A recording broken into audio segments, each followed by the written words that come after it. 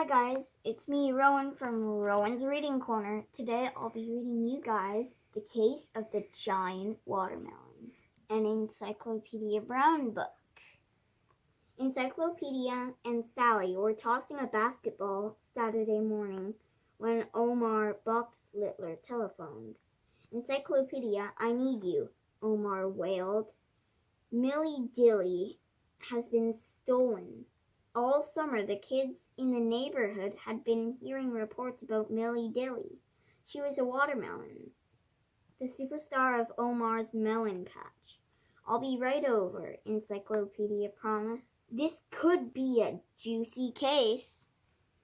The detectives rode the number 9 bus to the farmlands north of town. Omar met them at the top near his home. Omar mumbled a greeting and led the detectives across ripening fields to a patch of ground behind his house. The ground was covered with huge watermelons. The biggest lay under tents. Dad let me have the patch last year on my 10th birthday, Omar said.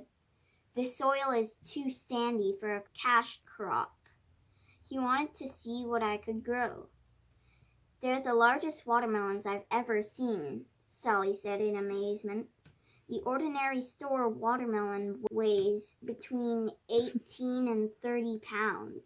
The smallest one in my crop this year is 120 pounds, Omar said proudly. What's your secret? Encyclopedia asked.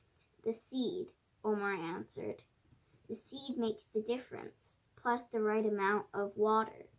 For a good fertilizer, I use my mom's horse, Millie. He stared at the watermelons a moment.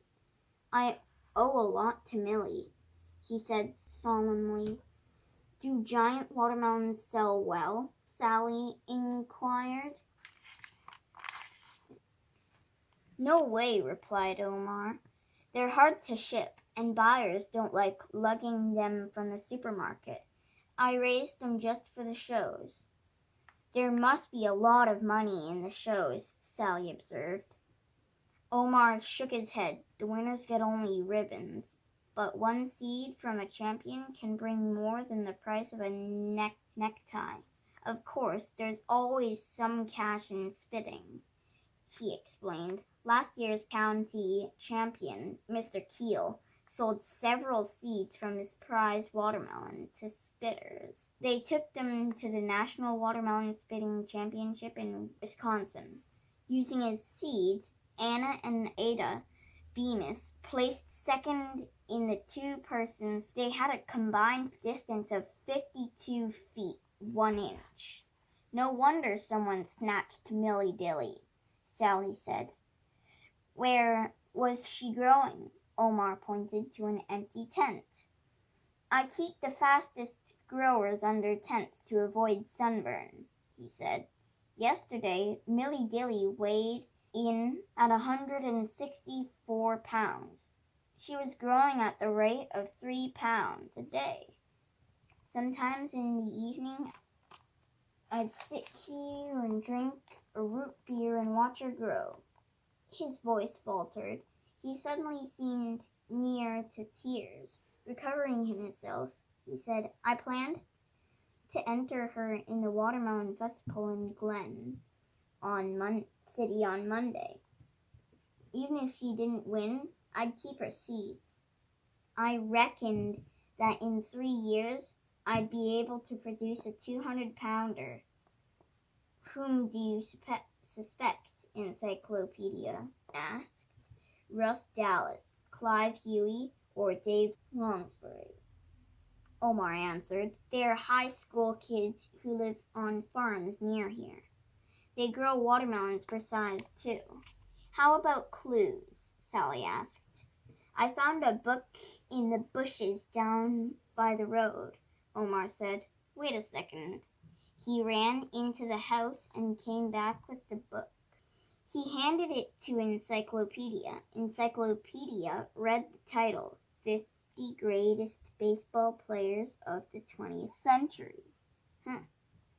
Dave, Clive, and Russ have been checking on Millie Dilly every day. Omar said. The way I see it, one of them took to hiding in the bushes, waiting for my folks and me to leave the house together. He read the book to pass the time. Last evening, we all went out to dinner.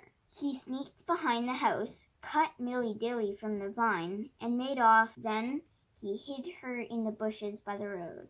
While he went for his truck, he forgot about the book and left it behind. Doesn't that make sense, Encyclopedia? Encyclopedia rubbed his chin thoughtfully. Which one of the three boys follows baseball? They're all baseball nuts, Omar answered. And they all have heroes. Babe Ruth is Dave's, Ty Cobb is Russ, and Ted Williams is Clive's. Encyclopedia opened the book and glanced down the table of contents. There were chapters on Babe Ruth, Ty Cobb, and Ted Williams. The thief was afraid Milly Dilly would beat his watermelon at the festival on Monday. Sally grumbled. Let's question Dave and Russ and Clive. Not without some proof, objected Omar. Or we'll wake up with our eyes shut before we go to bed. Don't forget, the thief carried Milly Dilly down to the road. He's strong. We just can't give up, Encyclopedia. Think of something. I already have, said the detective. A simple test ought to show us who is guilty. Okay, say a simple. A simple test ought to show us who is guilty. What was the test?